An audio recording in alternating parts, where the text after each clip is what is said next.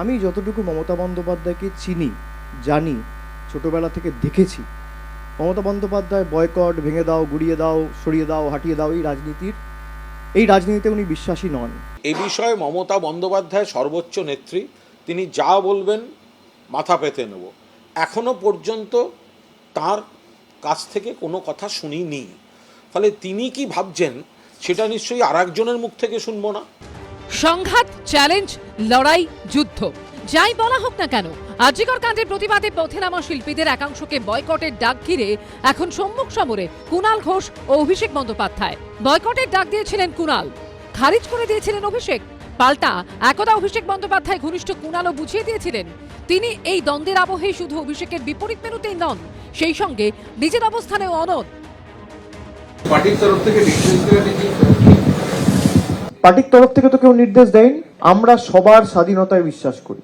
আমি তো বলেছিলাম যে 14ই আগস্ট যারা রাত্রিবেলায় ঐক্যবদ্ধ হয়েছিলেন, রাত দখলের ডাক দিয়েছিলেন, কেউ সমর্থন করুক আর না করুক, আমি তাদের সাধুবাদ জানিয়েছিলাম।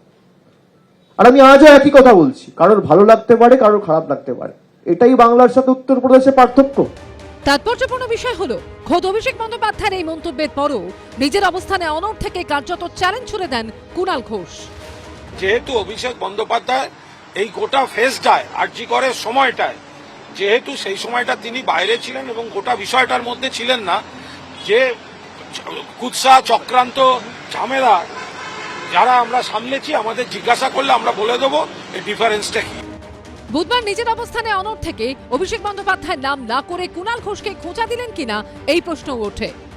মমতা বন্দ্যোপাধ্যায় যদি এই রাজনীতিতে বিশ্বাসী হতেন, তাহলে আজকে যারা এইসব কথা বলছেন তাদের মধ্যে অনেকে মমতা বন্দ্যোপাধ্যায়কে একটা সময়ে আক্রমণ করেছেন, তাহলে তারাই দলে ফিরতে পারতেন। অভিষেক বন্দ্যোপাধ্যায়ের এই মন্তব্যের পরই জল্পনা জোরালো হয়। সারদা কেলেঙ্কারিতে গ্রেফতার হওয়ার পর কুণাল ঘোষ মমতা বন্দ্যোপাধ্যায়কে আক্রমণ করে যা যা বলেছিলেন সেদিকেই কি ইঙ্গিত করলেন অভিষেক? এর কিছুক্ষণ বাদে কুণালও বুঝিয়ে দেন তিনিও যুদ্ধাংদেহী মনোভাব থেকে সরতে নারাজ। কন্ট্রিবিউশনগুলো নেত্রীও জানেন, অভিষেকও জানে। 2011 সালের ব্রিগেডে অভিষেকের আনুষ্ঠানিক রাজনীতিতে প্রবেশ, সেখানে ওর যুবা, এটার ঘোষণাটা মমতা বন্দ্যোপাধ্যায় বক্তব্য রাখার আগে অভিষেককে দাঁড় করিয়ে আমার মুখ দিয়েই করিয়েছিলেন।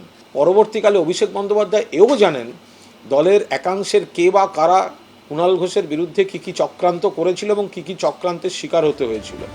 তৃণমূলের শীর্ষ নেতৃত্বের কার দিকে কে কোন শিবিরে, এটাই বোঝা দায়। কৃষ্ণেন্দু অধিকারী ও আশাবুল হোসেনের রিপোর্ট, এবিপি আনন্দ, কলকাতা।